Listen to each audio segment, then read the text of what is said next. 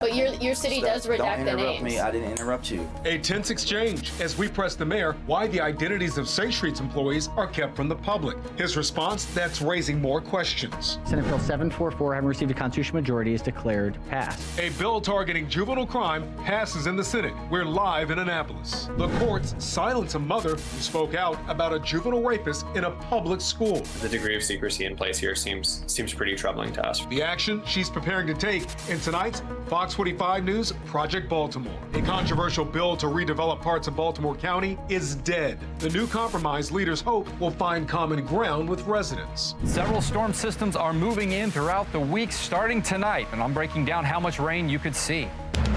Live from WBFF in Baltimore, this is Fox 45 News at 10.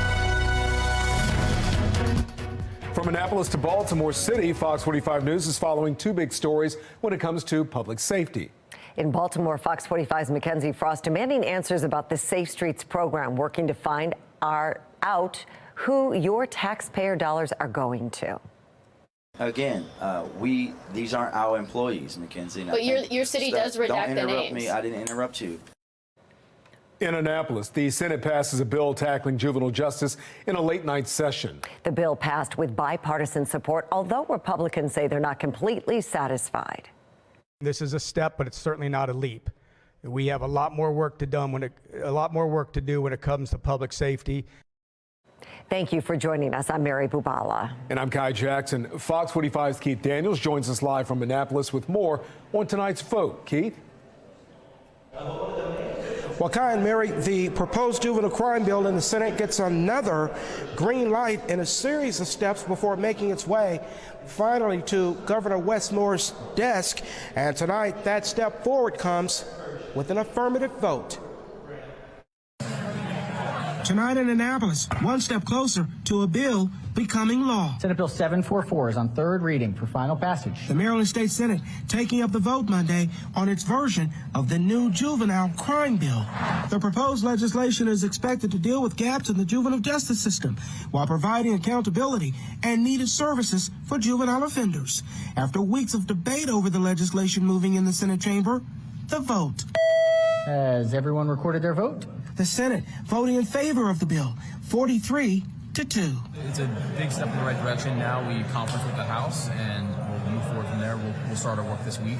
And there are some discrepancies between the House and the Senate. We'll reconcile those, and I'm confident we'll move forward with a good product. Senators Jill Carter, the Democrat from Baltimore City, and Charles Sitnor III, the Democrat from Baltimore County, the only two opposing the bill. Carter left the chamber without talking with reporters. But at issue for Sitnor, the bill's language regarding incarceration for juveniles between the ages of 10 and 12 who steal cars. What I heard the House do in terms of diverting for the first offense and then providing jurisdiction, to me that makes sense. Hopefully that can be brought into the Senate version. Senate's version differs slightly from the House version. Both versions expand the jurisdiction of the Department of Juvenile Services, expanding it to include children between 10 and 12 years old. But one of the biggest differences between the House and Senate versions of the legislation is how to deal with those same-aged offenders who steal cars. The Senate's version calls for a child in need of supervision, or SINS petition, which kickstarts a court-ordered programming process for those involved. However, in the House version, those offenders on their first offense are automatically taken to a diversionary program instead of going through DJS. Both sides have said the differences will be worked out. It's a difference between the two bills, but it's nothing that's insurmountable. So we'll be able to get through it, but it's a difference. Well, the Senate votes and passes its version tonight, as the House did last week. They'll work out some simple language, they say, then both chambers will vote on the final version, which they say could happen, quote, soon. We're live now in Annapolis. Keith Daniels, Fox 45 News. Keith, thank you. And as Keith mentioned, a key part of the Senate's version of that bill are child in need of services petitions. Police are supposed to fill out a SINS petition when they arrest a juvenile. They're aimed at providing services to young offenders rather than charges. Howard County State's Attorney Rich Gibson says those petitions don't work. That tool in its current structure is ineffective at addressing juvenile crime, principally because it is not mandatory or binding upon the participant. That child who, in the current sin structure, can simply choose to not participate, and that is the end of it.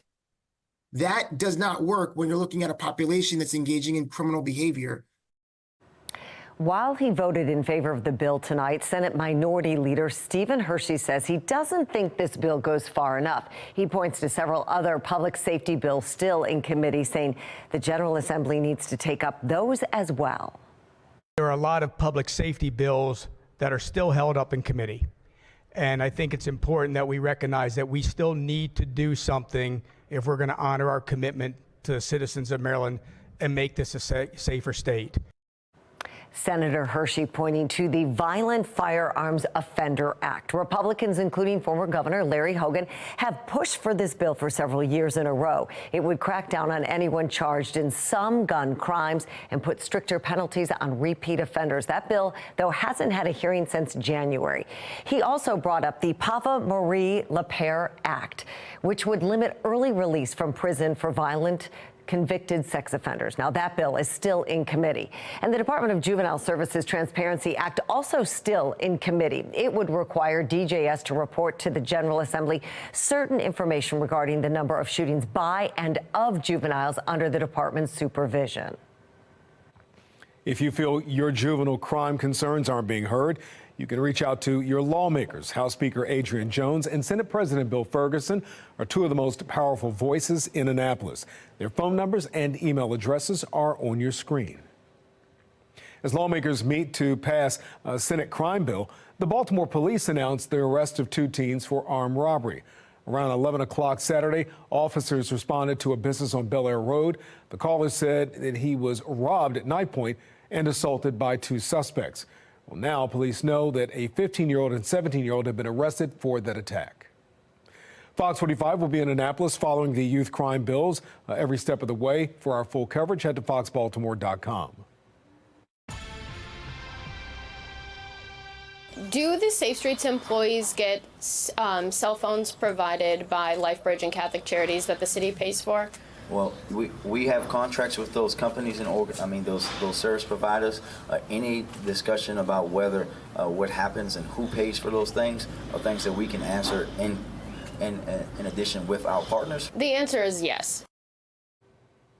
Well, a fiery back and forth today over unanswered questions surrounding the mayor's Office of Neighborhood Safety and Engagement and the people who work for Safe Streets. Tonight, Fox 45's Mackenzie Frost continues her years-long investigation into the program and demands answers from Mayor Scott ahead of a key hearing at City Hall. Mayor Brandon Scott is now pointing to the nonprofits operating the Safe Streets locations, saying it's their policy that's keeping some of this information from the public. The people who work at the 10 different Safe Street sites across Baltimore remain a secret to the city at large. Those employees are screened in coordination with the Mayor's Office of Neighborhood Safety and Engagement, LifeBridge Health, or Catholic Charities, which are the nonprofits running the sites, Baltimore Police, and even members of the community.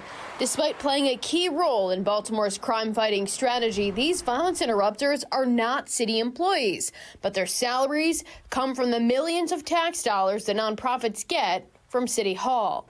Thursday, the City Council will dig into the hiring practices of these employees during an oversight hearing with Monzi. But Monday, we pressed Mayor Brandon Scott on why his administration is keeping the names of the employees so quiet. Do the Safe Streets employees get cell phones provided by LifeBridge and Catholic Charities that the city pays for? Well, we have contracts with those companies and those service providers. Any discussion about whether what happens and who pays for those things are things that we can answer in addition with our partners. The answer is yes. If the people in the community know who the Safe Streets workers are, why won't the city tell the public who the names of the employees are? Again, these aren't our employees, Mackenzie. But your city does redact the names. Don't interrupt me. I didn't interrupt you. Don't interrupt me. We're not doing that today. Again, we cannot just willingly give out what is called HR information, people's employees information of folks who do not work for the city of Baltimore. I don't know why you can't comprehend that. We are not going to violate any rules and regulations. If we want to work with, if our partners want to share that information, they can share that information. The mayor says it's an HR policy from LifeBridge and Catholic Charities to keep the name secret. But again, that's a different response than what we've gotten in years past. In September 2020, Fox 45 News submitting a public records request with the mayor's office looking for the names of these employees. The response from the city's law department indicates City Hall did not have the names. Fast forward to January 2023, another records request met with redactions. This time, the law department citing this section of Maryland code, not really explaining why the names could not be released. The questions about who the Safe Streets workers are come at a time when the program overall has an approximate 38% vacancy rate. Meanwhile, the Bel Air Edison Safe Streets site remains inactive. It was shuttered after the FBI showed up in October executing a search warrant. Search warrants also executed at the homes of some Safe Streets employees. So far, no details released from the federal government, but sources close to the probe indicate the investigation could be connected to gang affiliations. Now, staff shortages plague the program. According to data obtained by Fox 45 News, 6 of the 7 budgeted positions at Bel Air Edison remain vacant. Across all 6 of the LifeBridge managed sites, 19 open Safe Street spots. That's 65% of the program's vacants. The program continues to operate in different zones despite the struggle to hire, all while City Hall adamantly keeps employee information secret from the public. You can read the statement from LifeBridge Health in this story on our website. In the meantime, we're still waiting on answers from Catholic Charities. In the newsroom, Mackenzie Frost, Fox 45 News. And Fox 45 News has been tracking violent crime data in the Bel Air Edison community since the FBI conducted a search warrant on that site in October. According to data from Baltimore police, April 2023 started with 83 incidents. That jumped to 115 in July. In October, when the FBI showed up to the Safe Street site, there were 62 violent crimes reported. That number dropped to 49 in November when the site was inactive. Last month, there were 62 crimes reported. As the City Council prepares to hold this hearing Thursday, we will keep you updated as we learn more about these employees. For our full coverage on the Safe Streets program, head to foxbaltimore.com. Hey, let's take a live look outside right now tonight at the Inner Harbor and our weather radar. After a beautiful stretch of spring weather this weekend, the Baltimore area is bracing for rain. Boo! Chief Meteorologist Gerard Bailey joins us with more. Gerard, Mary and I are not booing you. I was about to say, we're booing the rain. I'm the messenger, folks. I'm only in sales, not production. And we've got a lot of rain that's going to be produced for us here over the next week or so. Here is the beginning of it. Hey, at least Kai, Mary, most of it's going to happen while we are asleep tonight. It is ending a pretty good Monday overall. Here it comes on the radar picture. You see it just shoving its way in very rudely as we make our way over the last couple of hours. So it's starting to rain across parts of Chestertown, Easton, and Annapolis, but it will be raining here in the rest of Maryland here in just the next couple of hours. So here is that hour-by-hour planner for you. After 10 o'clock, we'll see the rain, and it is going to linger all morning long. We're going to talk about your morning commute as we move into your Tuesday, as well as the next several rain chances to come this week in a bit. All right, Gerard, thank you. Coming up on Fox 45 News at 10 o'clock tonight, the Baltimore City Council approves a bill to redevelop Harbor Place. What comes next and why some people say this isn't the right way to move forward. A mayoral forum in Roland Park is standing room only, as a new poll shows Sheila Dixon has a slight lead over current Mayor Brandon Scott. What one political expert says this means for Mayor Scott. And coming up after the break tonight, the courts silence 2 mothers who blow the whistle when an admitted rapist starts attending a public school. Tonight, Project Baltimore investigates what some are calling an assault on the freedom of press.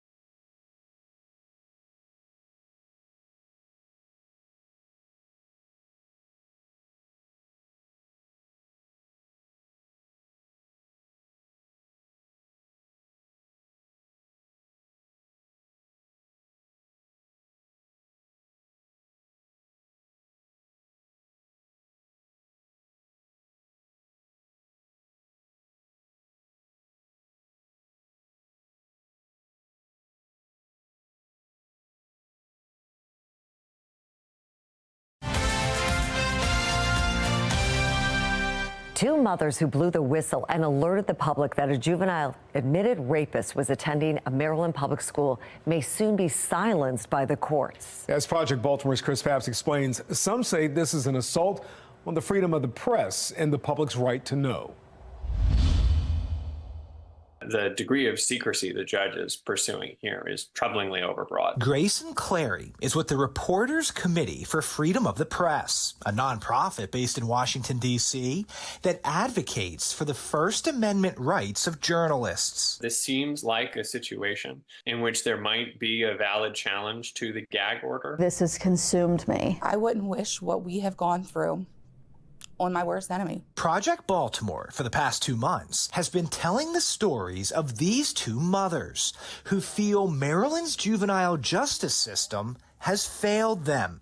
Now, FOX45 has learned the Public Defender's Office is trying to silence these mothers and stop them from talking about the juvenile they say sexually abused their daughters. The Supreme Court has often said that gag orders like these are among the most serious and least tolerable infringements on First Amendment rights. Here's the backstory. In late December in Harford County, a 15-year-old pleaded to a second-degree rape charge involving this mother's now 4-year-old daughter.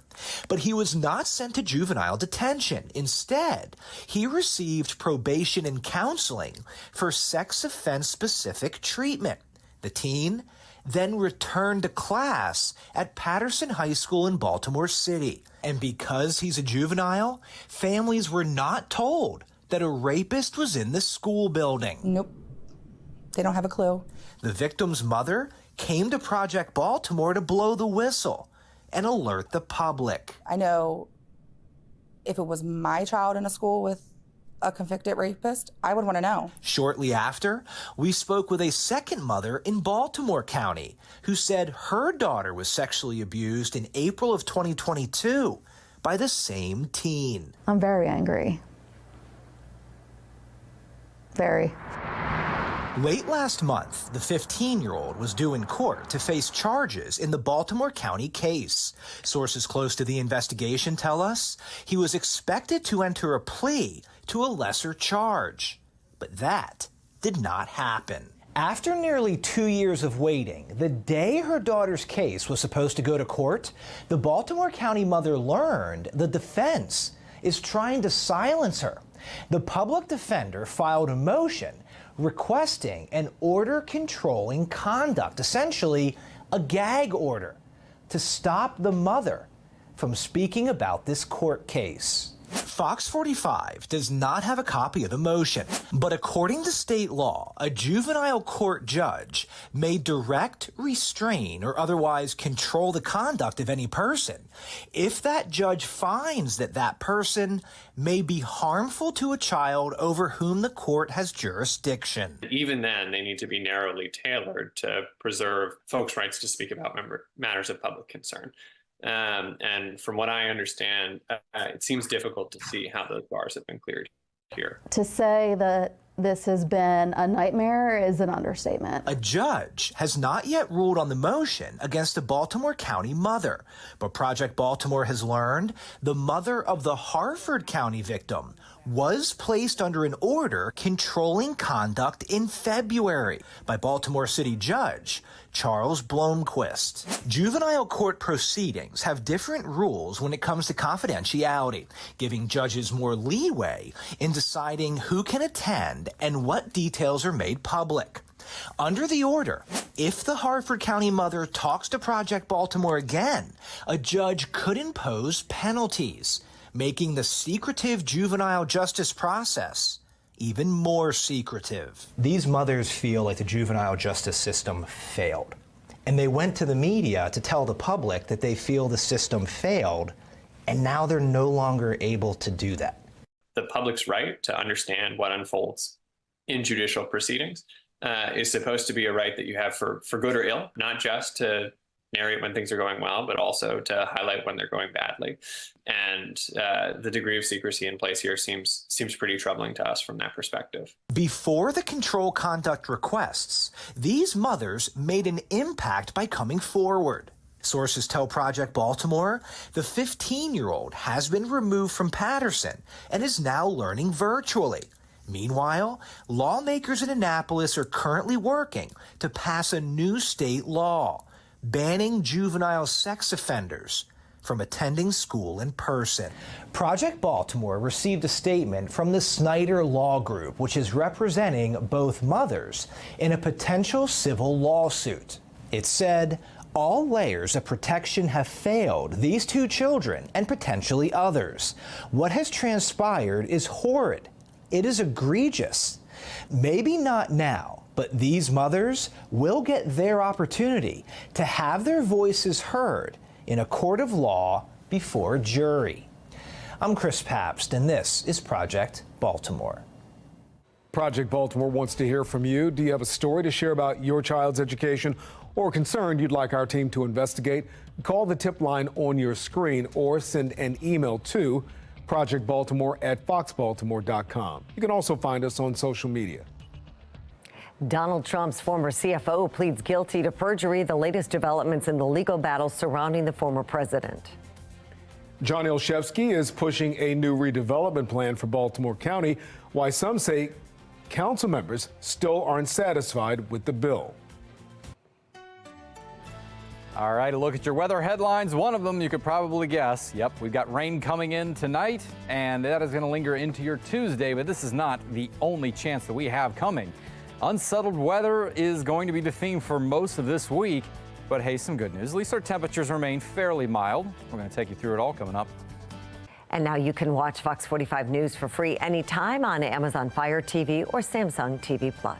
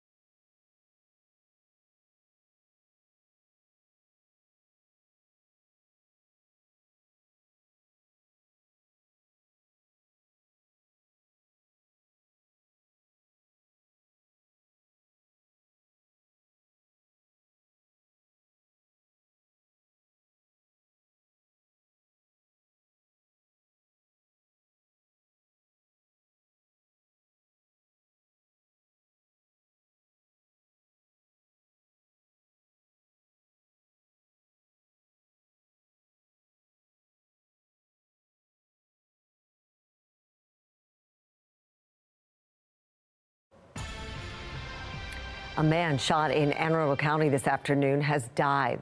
This was the scene on Bon Air Avenue in Brooklyn Park. Police saying officers were on the scene just after 3:30 this afternoon. Anybody with information on the shooting should contact Anne Arundel County Police. Let's take a look at the Fox box right now. On the top left, former chief financial officer for the Trump Organization, Alan Weisselberg, pleads guilty to perjury charges in New York.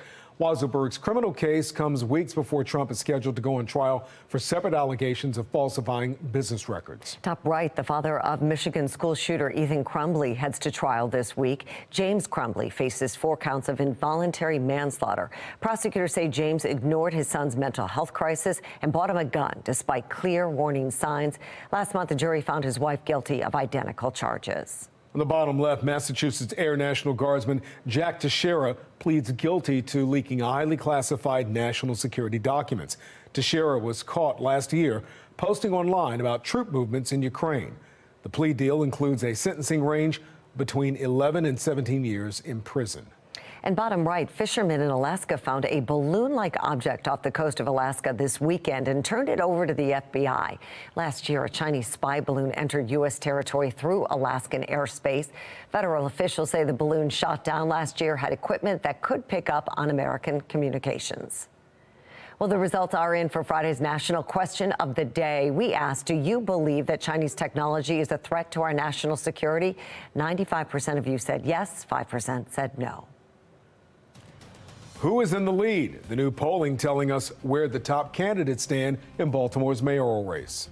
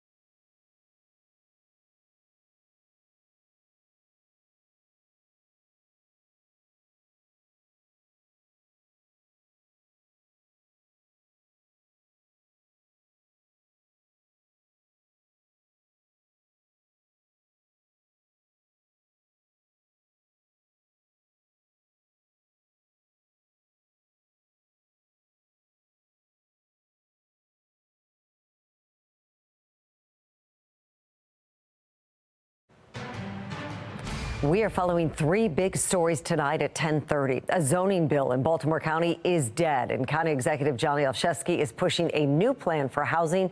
Why some residents are still concerned with his compromise. A parent group is sounding the alarm over a hiring policy in Baltimore County schools.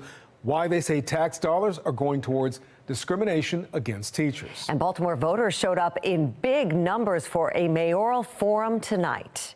Take a look at this. The venue, that's the outside, but when we go inside, was so crowded there was no space for our cameras. Mayor Brandon Scott, former Mayor Sheila Dixon, Thuroo Vignarajah, and Bob Wallace were all in attendance. Voters filling seats, standing in the back, sitting in the aisle, all hoping the discussion will help them decide who should be the next person to lead the city.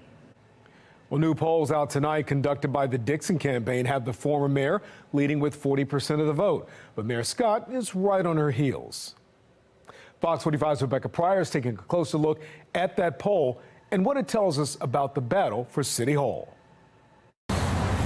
Less than 3 months until voters head to the polls in Baltimore City, new poll numbers from Sheila Dixon's campaign showing a tight two-person mayoral race forming between her and incumbent Brandon Scott. The poll administered by the Garen Hart-Yang Research Group surveying 400 registered Democrats likely to vote in the upcoming primary, keeping a 5% margin of error in mind. Dixon polling at 40% and Scott at 37%. Political analyst John Deedy. I think it's too close to call right now. Saying the new numbers essentially place candidates Thuru Vignarajah and Bob Wallace out of the race, leaving Scott and Dixon to battle it out. I'm a little surprised he doesn't have more of a lead because of the fact he is the incumbent. I think he should be doing a little bit better. But today, I'm not worried at all. Mayor Scott unfazed by the results. In the last election, they said that I only had 10% in the vote. And what happened? When you look at even the results of that poll, that's a dead even heat. And that's exactly where we like to be because we know nobody in this race is going to outlast me or beat me in a race to the finish. The poll also finding of Dixon and Scott supporters, 81% said they strongly support Dixon, compared to 48% strongly supporting Scott. She has more ride or die supporters than he does. A stat Deedy says the mayor should be taking note of. I think the intensity for Sheila Dixon shows the fact that her supporters will get out and vote on election day. They will early vote. They will do whatever it takes. I think it's really clear that the voters are buying into our vision. I think it has a lot to do with understanding, again, city government, accountability, and being a manager and a leader that knows how to run city government effectively. With the primary just around the corner and few undecided voters left to sway, both candidates now eagerly awaiting the final results arriving this May. There's only one poll that matters, and that's Election Day. You know, putting my faith in God and in the voters. Rebecca Pryor, Fox 45 News. And that brings us to our question of the day. If the election were held today and you lived in Baltimore City, who would you vote for? Brandon Scott, Sheila Dixon, or someone else? So far, 64% of voters say someone else. To make your voice heard, head to foxbaltimore.com. The plan to redevelop Harbor Place is one step closer to voters. The City Council approved 3 bills today, paving the way for the project. The bills now go to the mayor for his signature before they go to voters on the November ballot.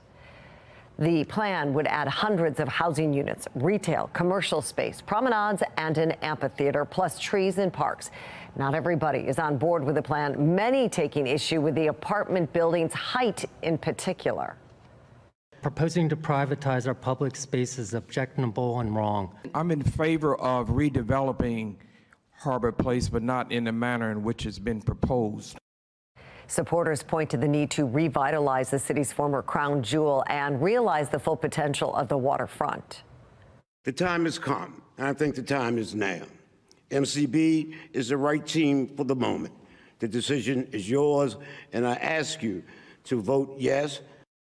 Well, tonight's vote passed 14-1. Councilman Ryan Dorsey was the only one to vote against the bills. The mayor is expected to sign off on the charter amendment, meaning it will go to voters in November. If they vote in favor of the project, it will be years before the project is finished. Fox 45 News will continue to follow these plans for Harbor Place, keep you updated both on air and online. Parents' rights group Parents Defending Education is slamming a new scholarship program from Baltimore County Public Schools. The Growing Our Own program will give scholarships to Black, Indigenous, and other people of color, as well as women specializing in STEM, to get their teaching degrees. Critics say the practice is discriminatory. It's very clear that Baltimore County Public Schools is focusing on race and gender politics over actually hiring the best and brightest teachers. Anytime that you're prioritizing any other quality other than just the best and brightest teachers, then you might be looking past teachers that are really good fits for the district, but because they aren't of a certain race or a certain sex, then they're being passed over, and that's wrong. Baltimore County Executive John Ilshevsky released a statement on the program saying, quote, "Diversity is our strength in Baltimore County." The statement goes on to say the scholarship will support students from across the county to make the school system stronger. A spokesperson for the school system says it's pleased with the scholarship program, saying in part, the research is clear on the importance of having a diverse teacher workforce, and we look forward to seeing the impact this program will have on the system for years to come. You can find more on the concerns surrounding the scholarship program on our website, foxbaltimore.com. A controversial zoning bill in Baltimore County officially dead. Now, as the discussions about redevelopment continue, County Council will consider a new compromise bill in its place. The Fox 45's Jessica Babb is live and shows us what this means for your community. Jessica. The new compromise bill addresses some of the concerns that residents and council members had about the first bill. The Baltimore County executive and some council members back it, but as of now, not everyone's supporting it. Inside Baltimore County Council chambers. Please note that Bill 324 has been withdrawn. The controversial zoning bill 324 was killed. It would have rezoned certain abandoned and dilapidated areas for residential and commercial use. The bill drawing concerns from residents, the school system, the infrastructure, and council members. This was an obvious attempt to circumvent the council's authority. But now there's a new bill proposed in its place. First is Bill 9-24. While this bill allows residential and commercial developments in certain areas and creates special zoning districts, we'll have another tool in our toolbox to try to attract mixed-use development where it's appropriate. Unlike Bill 324, it gives council members more control. A council member is the final authority on the implementation of that zoning overlay. But even with the compromise, Councilmember Todd Crandall, who wasn't at Monday's council meeting, says he's still concerned. An overlay district would make these types of projects what is called a by right project, meaning that it would not come before the council. Crandall says there's already processes in place for council members to decide on developments, and he's worried what community members want may not be considered in every part of the process. The public doesn't want to be left out of these decisions, and they shouldn't be. But stepping up to the mic, a community member making sure they are part of the conversation. But any bill that doesn't have provisions to protect the existing infrastructure should not be voted or approved. And while Councilmember Patoka stands behind this bill, it also steers mixed-use development where we already have infrastructure that can handle that development. He admits the county's infrastructure is aging and says future legislation will address it. Would it be better to work on that legislation first before creating more tools for development? Well, the reason we're working the sequence as it is now, we had Master Plan 2030 that's cleared off. We're in the process of the comprehensive zoning map process. That's why we're forced to do it this way. Councilmember Patoka says we could see legislation that addresses infrastructure in the next few months. As for the compromise bill, it should be voted on in the coming weeks. Live in Towson, Jessica Babb, Fox 45 News. Jessica, thank you. Well, the U.S. Supreme Court says Donald Trump cannot be removed from ballots. The unanimous ruling comes just a day before Super Tuesday, when Trump's name will appear on primary ballots in 15 states. And with this ruling, Colorado and other states pushing to disqualify Trump will be required to keep him in the race. Sinclair.